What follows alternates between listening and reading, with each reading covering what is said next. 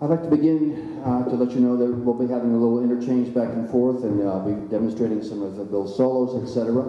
But first, I think I'd like to start things off by asking Bill how you started off to play the trombone as a young child in your house. Can you tell us about that, Bill? Well, actually, my dad, Ralph Watrous, was a trombone player and actually worked, I would say, professionally in New York during what they called vaudeville, which was a heck of a long time ago.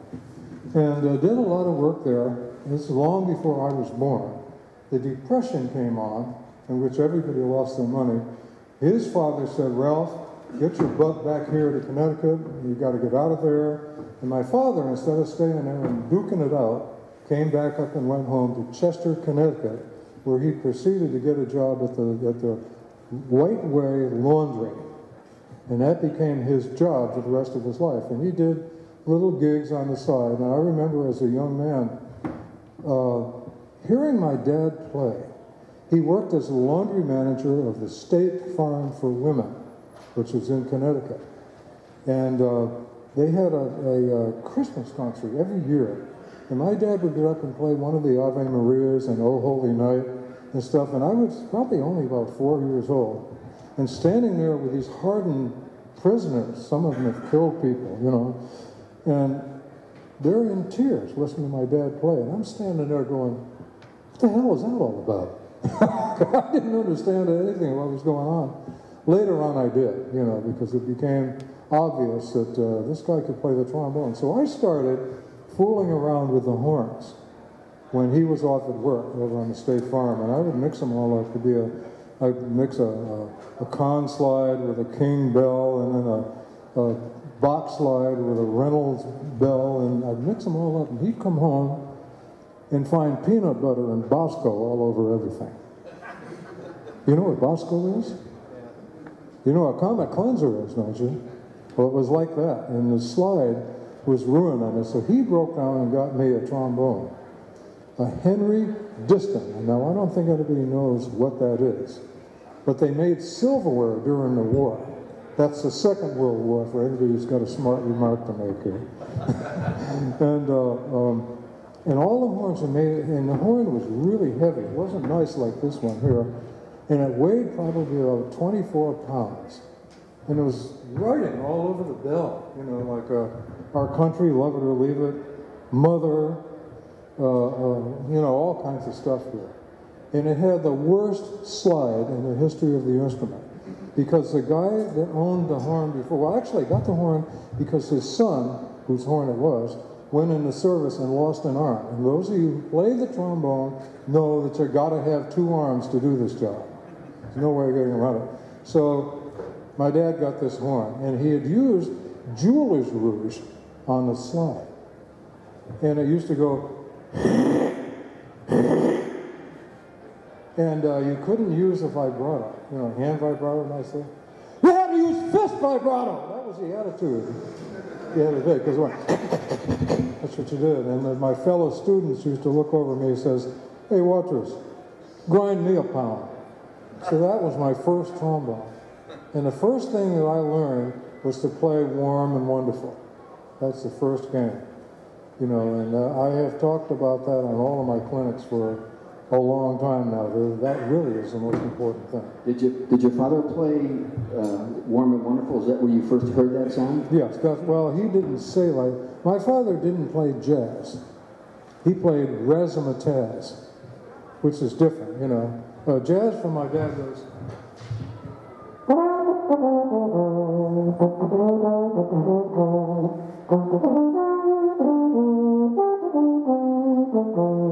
know, very groovy, you know. But he played beautiful ballads, you know. And I used to really enjoy watching him play and listening to him and noting the reaction of the people who were listening to him play. And that impressed me. That enabled me to think about what the trombone was basically supposed to sound like, you know. Because there's all kinds of people that get strange sounds on the trombone. I've heard all kinds of ideas as to what it's supposed to sound like, you know. So I always figured out, what he did is use what they call a Tommy Dorsey vibrato from the beginning of time. You know, he would always be playing that.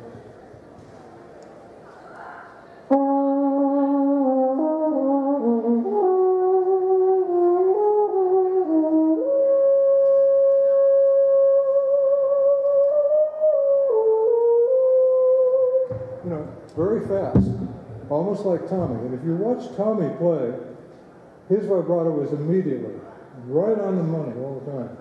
Well, that's how the old man played. You know, as years went on, I took it and slowed that vibrato down to the point where I actually use it on the last third of a note. So now, if I'm doing that tune,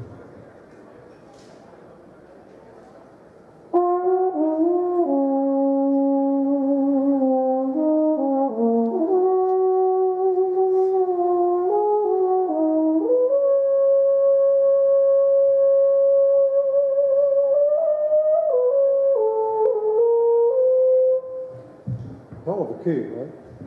But you see what I'm doing. I'm actually waiting for the last third of the note for the vibrato to happen. And that works for me, pretty much. And all of my recordings that you hear, I use that technique. All right, let's go on to give some examples of some transcribed solos of Bill. So what we're going to do is I'm going to play a little bit of a track with some description of what the song is, and then you'll be able to see his transcribed solo. Listen to a little bit of that, and then we'll discuss what he's doing in that solo. So this first tune, as you see, is called Mudslide Solly.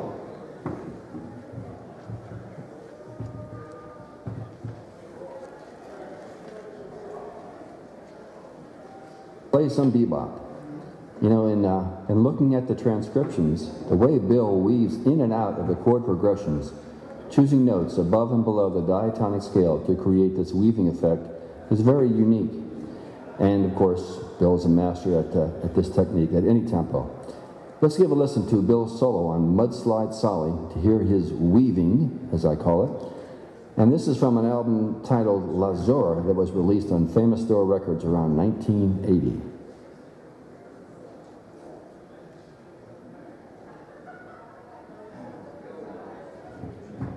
Well, for the record, you can't get this.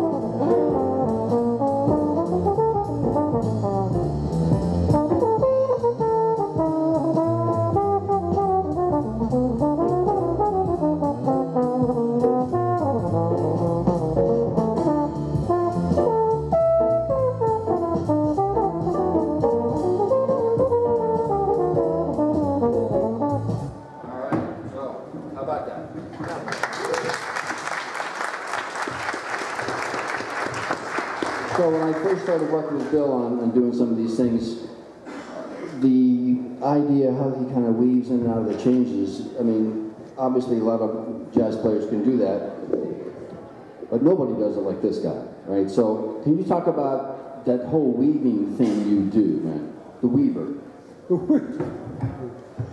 Actually, what he's talking about is a lot of people, for instance, young people, when they first start playing chord changes, get hung up with root, third, fifth, seventh, maybe ninth if it's a hot day, you know.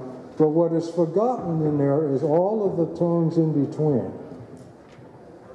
And using those and being, this is what I used to teach my students at USC, is to actually use all of those tones in between. You know, somebody asked me, he said, do you use the pentatonic scale? I said, no, I use all 12 tones all the time, you know, rather than just sticking it on with just the four. I don't like to do that. For instance, if I'm playing a chord change, or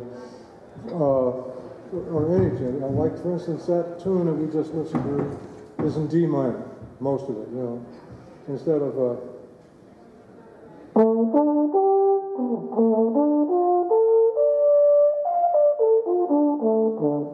instead of just sticking with those notes, okay, we can go in between.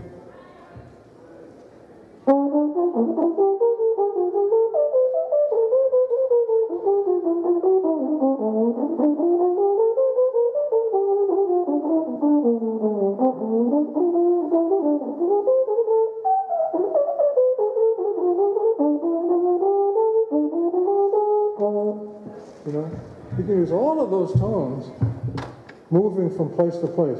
What you have to remember is where the tune is going. If you keep that in mind, what I do is learn the melodies and where the actual tonal structure is of each tune that I do. And I don't get away from that.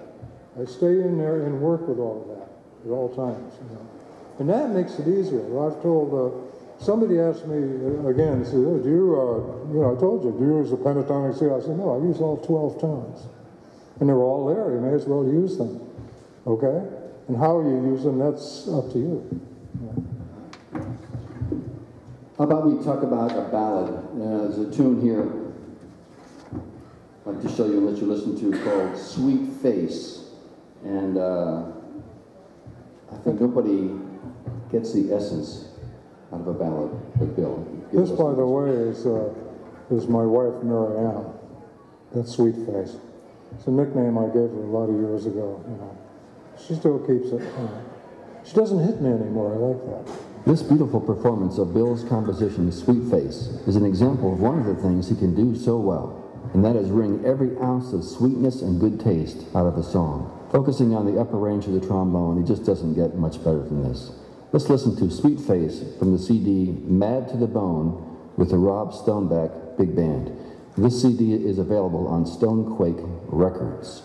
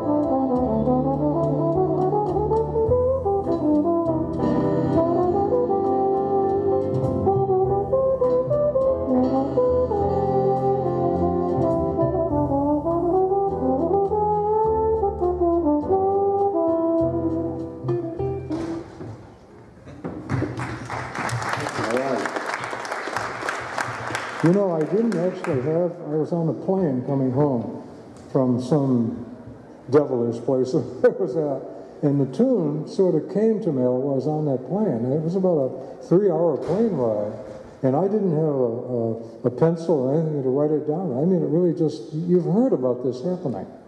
But it did. I said, you know what, I gotta write this down. So about 3 hours later, she picks me up at the airport, and I drive home, and I didn't even have any music paper. I had just a plain piece of paper, and I took and drew lines and wrote the tune down. And about 2 months later, I had organized all of the changes I wanted for this, and recorded it once before with a small group that I was playing with, Randy Drake and John Lightham, who's now Jennifer Lightham. And I've got a recording of that. The recording isn't great, but this one that we did here with Rob Stoneback is a really good recording, you know. And I'm happy to have gotten that done. But it's amazing, if something is really important to you, you remember it. You know that? Some of you have kids, will tell them something, and a couple hours later, they don't know what you're talking about. But if you tell them something really serious, they'll probably remember that, like I'll kill you in an hour. They'll remember that. I think you once used the word romantic to describe your ballad. Yeah. What's going on in your head? Can you talk about that a little bit? What ballads are, and I get on it with people, the students that I've had, where they come in and they'll mess around with the melodic structure. And I can't live with that. I've got to hear someone who knows the tunes. For instance, I did a recording of music by Johnny Mandel on one of my CDs called A Time for Love. And the whole CD, I got on the telephone with Johnny Mandel, and he clued me in as to what is the correct way to go and play his tunes. One of the things, for instance, that everybody does is the end of one of his tunes, everybody screws up, is oh, check this out. A lot of people go.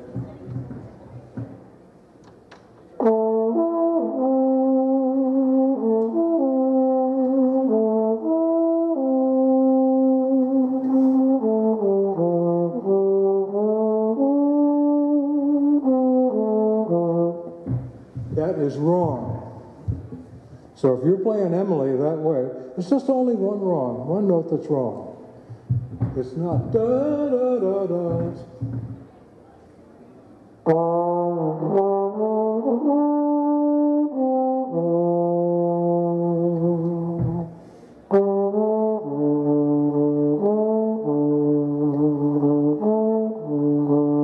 Some guys go dee da da da. It's da da da. Little things they might not seem important, but for the guy who wrote the tune, it's very important. You know, you got to have that. I notice when you play something tender like that, the way you breathe, you keep the mouthpiece on your face, you don't take it away. Never. Is that unique to you, do you think? Yeah. I have found a way to use rotary breathing. Oh, I didn't do it yet, and I'm going to demonstrate that in a second. Use rotary breathing without puffing my cheeks out. You know, people who do the circular breathing, you'll see them puff their cheeks out. But I've learned a way to do that and not do that.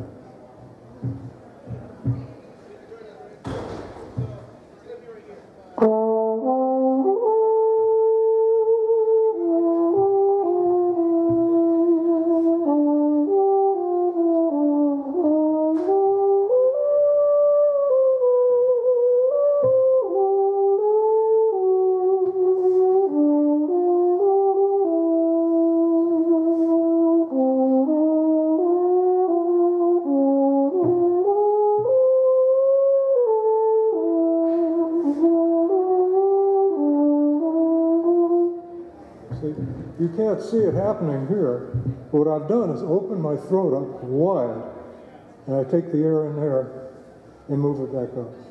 You know, tricky. You got to have, oh, let me tell you about this. In order to do this, you have got to have a nose. You don't have a nose, you know what's going to happen when you try to do this? You're going to suck your eardrums right to the middle of your head. I mean, I'll be there, and they're stuck. So now you got to go to the doctor, okay? And the doctor charges you, he puts a suction cup on, pulls them apart, and charges you about $2,000. So if you've had this problem and you don't have a nose, have a couple of holes drilled up like this, okay? Not down like this, because if it rains, you know, you're in trouble. You know? But it's the important thing is getting the air. And if you're going to do this, find a spot to do this. Don't wait until, especially you young players, don't wait until all the air is almost gone and try to cycle breathe. What you have to do is plan this.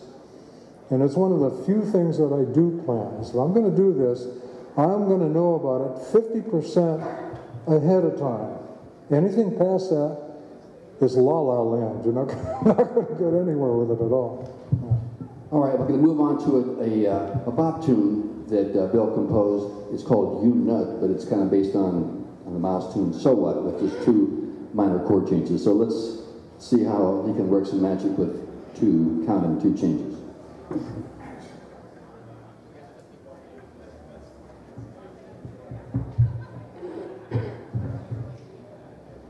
Composed by Bill, You Nut is a modal tune with 2 chords, A minor 9 and B flat minor 9, similar to Miles Davis's So What. With only 2 chord changes, to me, a big challenge for a soloist in a tune like this is to maintain the energy and interest.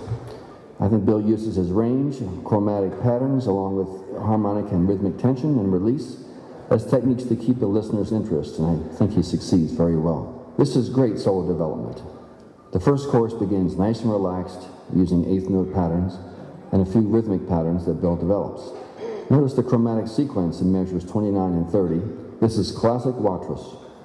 Chorus 2 has more chromatic sequences and the rhythmic patterns along with some upper end range. The tension and release effect is clear in chorus 3 as he takes the chromatic sequence idea further, weaving it in and out of the A minor 9 chord. Bill resolves back to the diatonic, creating the concept of harmonic tension and release. Let's give a listen right now to Bill's solo on You Nut. This track is from the album titled One More Time, originally released on Famous Door Records.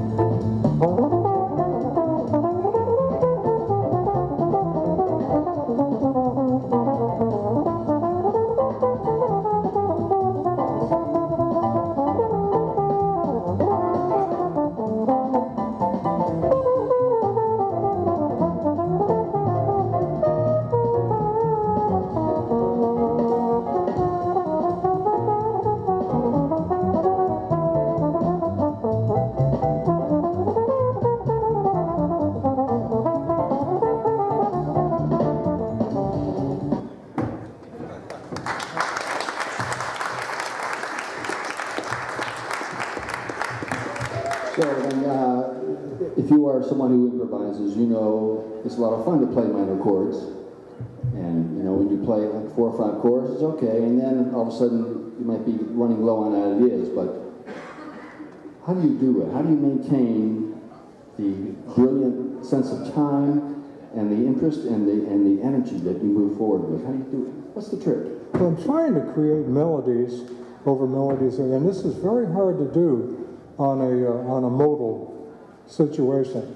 But I've learned how to do that over that because I just don't want to play a bunch of what I consider basically boring modal stuff that you hear a lot from a lot of people. I try to be a composer every time I play.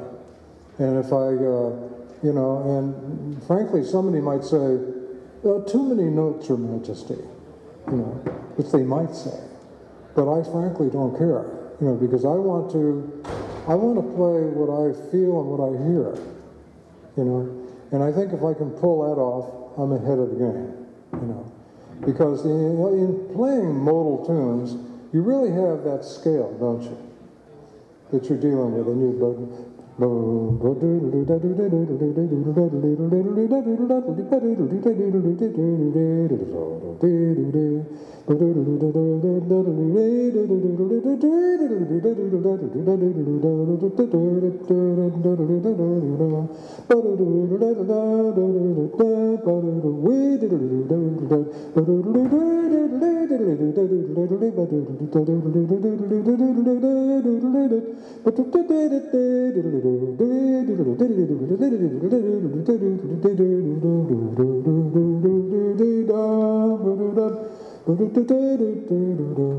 but you're always heading towards,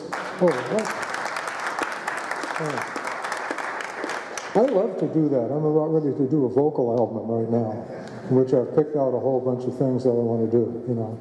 I've been a big Chet Baker fan for years, you know. And Chet played when he played trumpet solos, he got into some of that stuff too. It's very interesting, you know. It actually simplifies things if you don't have to think about changes like the changes that are on No More Blues, Chega de Soledad. Has got changes every 4 bars. You're in a different place. You start in D minor, and you wind up in D major at the end of the thing. So that's a lot of responsibility. In modal playing, you don't really have to take it anywhere but that minor.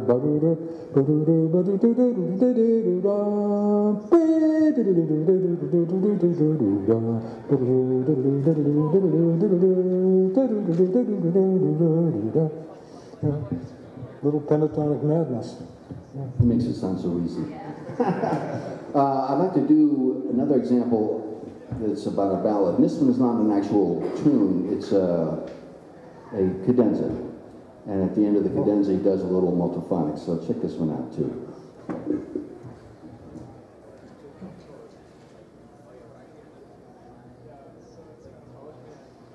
A hot one for Jason is unique, and it's from a 1992 recording called Bonafide on the GNP Crescendo label. And in it, you play this dazzling cadenza.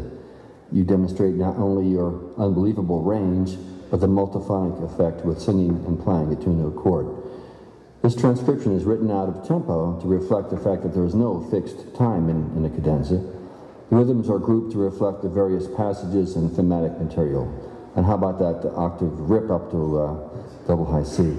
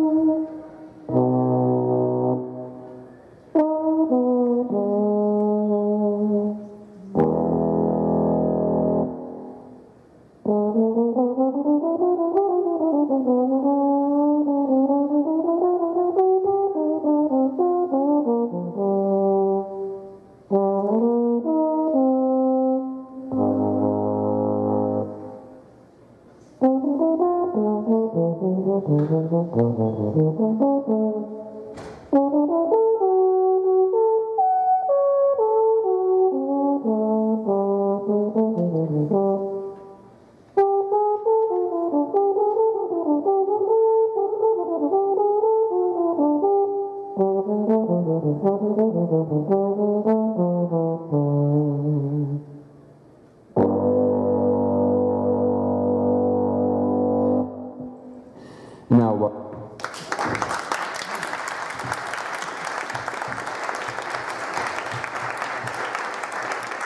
so, as a musician myself, you know, if I'm in a situation where I need to play some sort of cadenza, you know, not that I have the whole thing planned out, but I have some predetermined ideas what I'm going to do, just, you know, to make it, at least to start things off with. Do you plan ahead, or is that just bang? You know, if I plan ahead, I'm going to step all over myself. You know, no, everything comes. I never know how things are going to go. You know, when I start one of those cadenzas, I know one thing. I understand how I'm going to get into it and how I'm going to get out of it. I figure those things out in advance.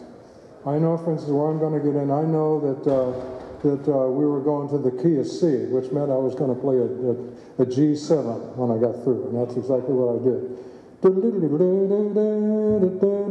That's where we went after that, you know. But, you know, I know that, for instance, if I'm going to...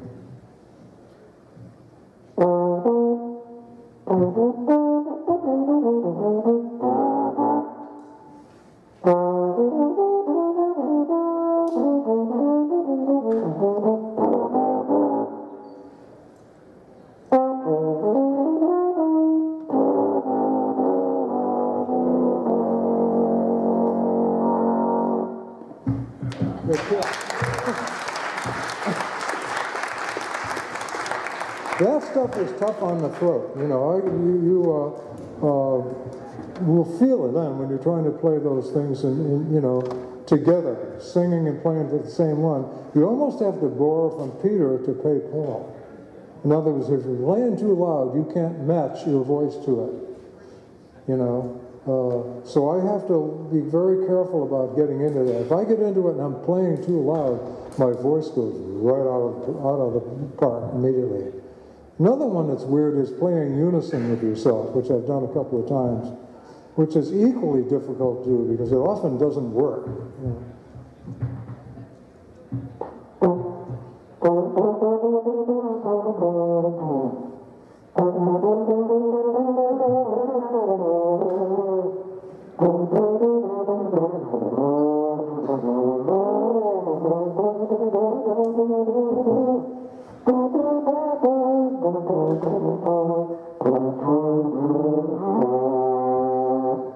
You know, it's not a great...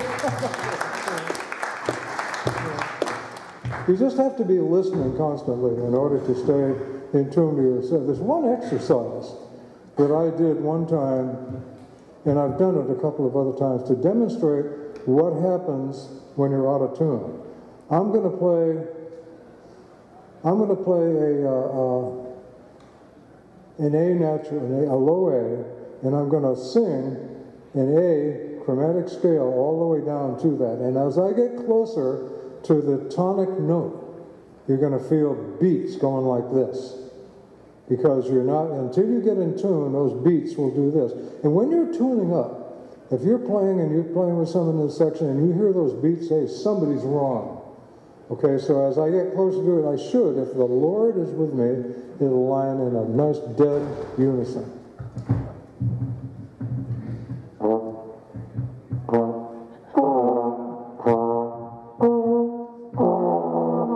Wait a minute now. Let's try it the other way.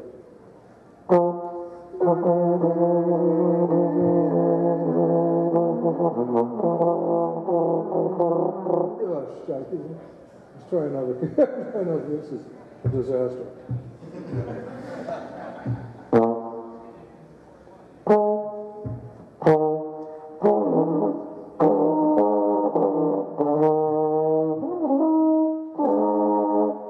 You know what? I can't do this.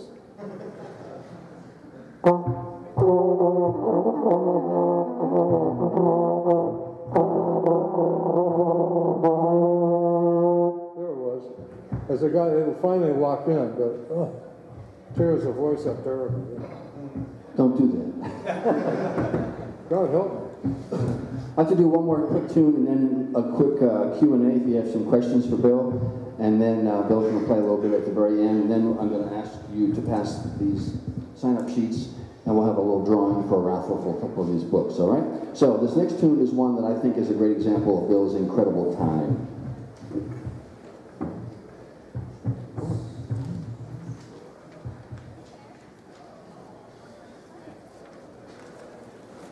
Next is Bill's composition, La Zora. In this tune, Bill demonstrates his ability to play extended eighth note lines that seem to go on forever with impeccable time. Let's listen to La Zora to hear those eighth note lines on Bill's time. This track is from an album called La Zora, and it was released on Famous Thorough Records in 1980. It's an up-tempo Latin with a halftime interlude.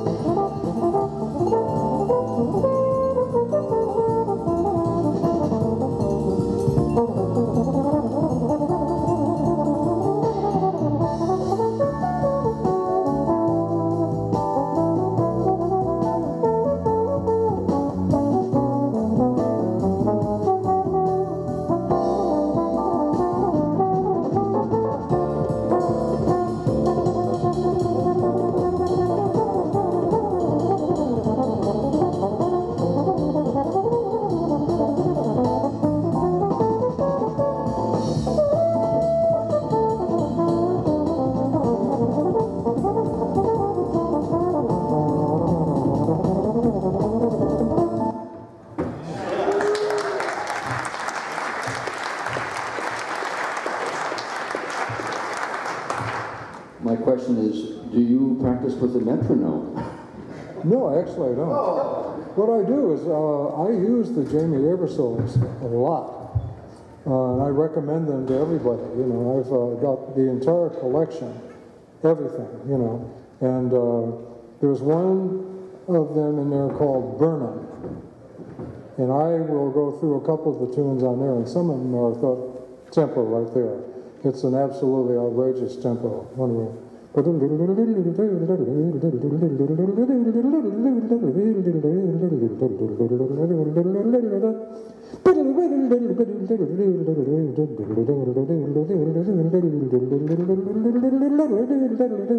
by the way, you know what I'm doing there? I'm going.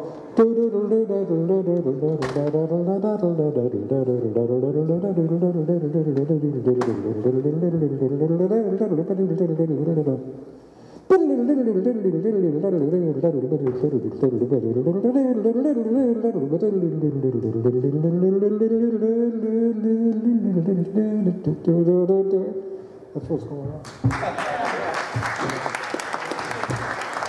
All right, anybody have any questions for Bill they'd like to have answered? Questions going once? Here we go. Nice and loud. Yeah. So when you said you prepare for elongated cadenzas, you don't really think about what you're playing. What about a solo like we just heard? It's not a cadenza, you're in time. Do you practice ideas before playing something like that? No. Because in fact, if you told me to take a look at what I had just played and play it again, I would refuse to do it. Because I don't think that way. I hear But what I hear, I play. You know? It's a lot more simple that way. Any other questions? Yes. Mouthpiece. Oh, I got a Bach Mount Vernon 11C, which I had when I was in New York. I got this, and what we did is in New York we had all the trombone players that played these had what they call a New York backbore.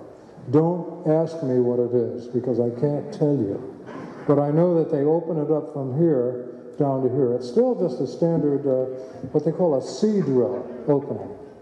But it's just an 11C, you know.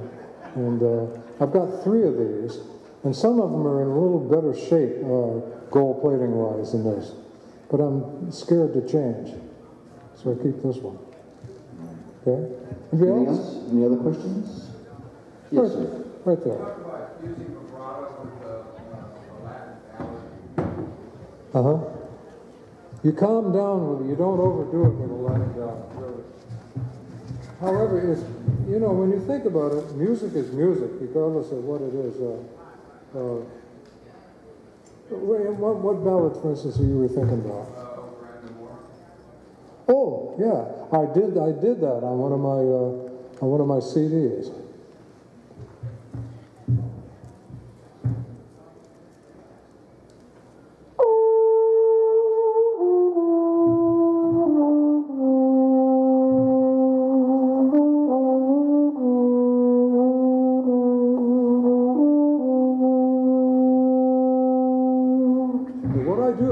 Is put it on the very end of the phrase, rather than making it, you know, if it's the other way,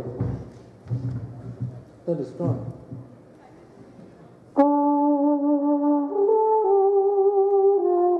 That doesn't work, because the Latins don't think in those terms at all. And if you want to know, Latin music, most all the Latin music is talking about love, all of it. Literally. So it's a warm thing.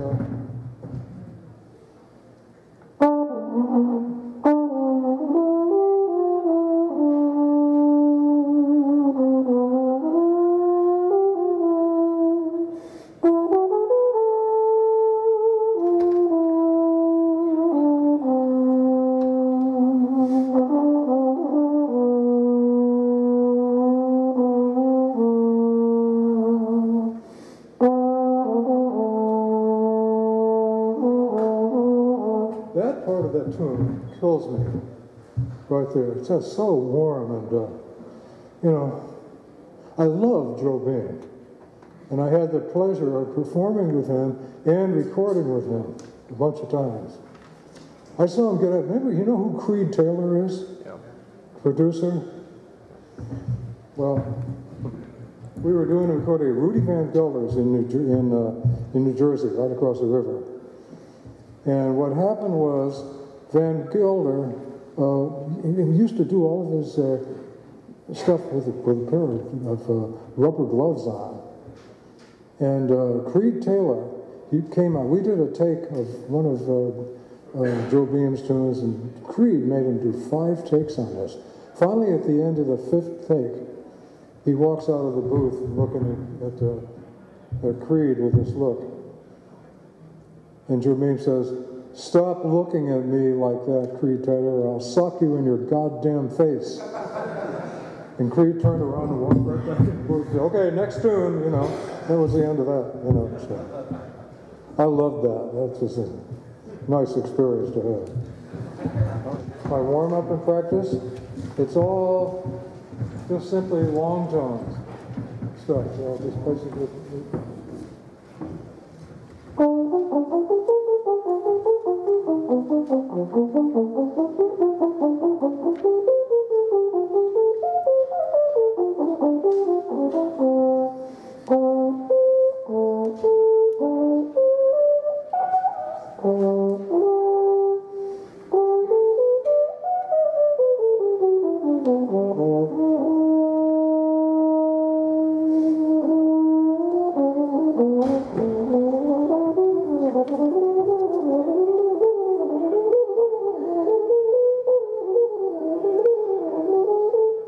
You know, just on and on and on. In one place, this never moves off of the center, ever. If I can do that, I'm all set.